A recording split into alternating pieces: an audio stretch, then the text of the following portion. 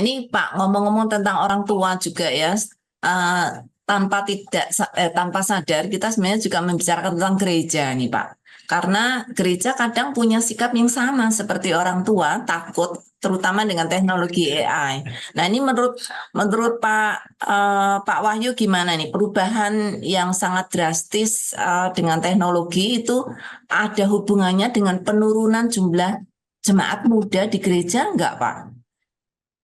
Yang saya bisa bisa temukan ya Bu sebenarnya ya, eh, anak-anak itu sekarang lewat teknologi, lewat AI dia punya pilihan. Itu satu pilihan yang banyak banget.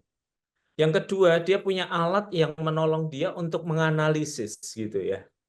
Bayangin orang bisa kemudian nggak usah nonton YouTube lengkap gitu ya, dia pakai AI untuk menganalisis khotbah saya dan Ya. khotbah pendeta di gerejanya. Terus kemudian dia membuat perbandingan ya, tanpa harus nonton gitu. Untuk mengambil keputusan minggu ini saya dengerin Pak WP atau saya ke gereja saya sendiri. Ya. Dan itu mereka lakukan hanya dalam beberapa menit lah gitu ya. Nggak harus pakai merenung, berpikir, berdoa, dan yang lainnya. Jadi anak-anak ini bukan kehilangan minat ke gereja. Mereka kehilangan minat ke gereja yang tidak relevan dengan kebutuhan mereka. Nah, betul. Ya. Ya. Tidak relevan Betul. dengan style mereka. Gitu ya, Bu. Gereja kami ini gereja tradisional ya, Bu. GKI ya, Ibu tahulah seperti GKJ Iya. dan yang lain-lainnya. Tapi kami menyadari bahwa generasi muda ini tidak bisa untuk kemudian kalau kami kelola dengan cara yang sama, kami mengelola jemaat dewasa. Jadi kami memutuskan memberi kebebasan bagi mereka untuk menata, mengatur ibadah mereka sepanjang hal yang mendasar itu tetap dipegang gitu ya. Basic-basic liturgi yang sederhana, votum, salam, rangkaian liturgi tetap dipegang. Ini masalah mau pakai lampu, pakai asap, pakai obor itu sudah terserah mereka lah gitu ya. Mau pakai alat musik apa itu udah urusan mereka, mau ada dancernya terserah lah gitu ya. Sehingga kadang-kadang kalau orang tua salah jam mereka akan bilang ini GKI nih Pak gitu ya.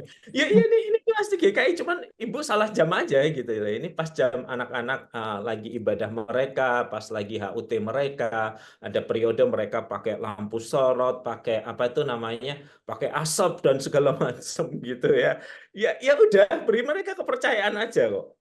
Tidak rubuh gereja ini, tidak rubuh. Jadi generasi muda Ya. ini tidak kehilangan minat untuk pergi ke gereja. Mereka kehilangan minat ke gereja yang tidak relevan, tidak nyambung dengan mereka. Nah, siapa yang harus menyambungkan dengan mereka? Bukan saya udah cukup tua. Biarin mereka yang muda nyambung dengan muda gitu loh.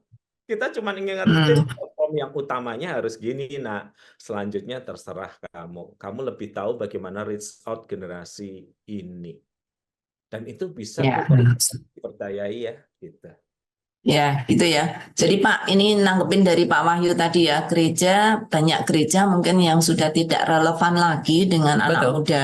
Ya. Gimana nih menurut Pak Max?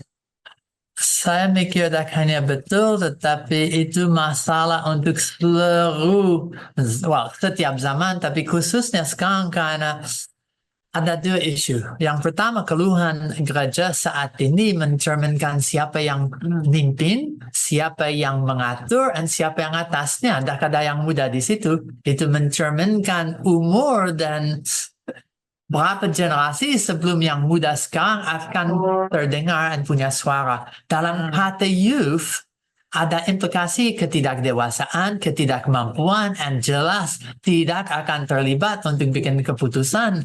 Lebih lagi, itu hanya akan ikut selera mereka dan bukan yang benar.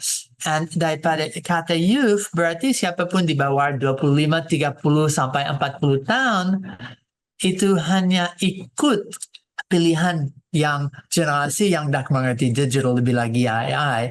And so ada gap sangat besar. So hal pertama yang saya bilang itu ada gap. Decision makers and direction of the church itu di dalam bagian atas, and mereka kaget kalau bagian bawah tidak terdengar dan tidak datang. Yang kedua itu masalah budaya. Karena kalau misalnya gereja abad, actually, dari abad 1900-an, ditaruh di dalam kota saat ini, bahasanya sudah berubah, cara dan semuanya. Dan kalau gereja itu dipindah kepada Singapura, bahasanya dah bisa dimengerti, caranya, pakaiannya. Saya pakai batik, itu daripada dunia yang kapan, tapi masih bagus, saya suka. But there's a culture problem.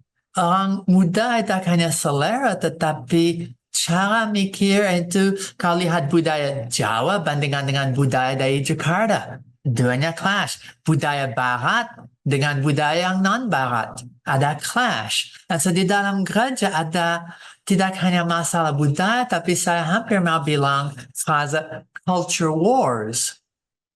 And sejenis mau tidak mau, kalau duanya tidak bisa kerja bersama dengan cara yang baik, hasilnya bukan satu yang lebih kuat, itu actually satu yang melawan. Itu jadi hampir perang antara the old, the classic, and the new, yang tidak hanya digital tapi AI.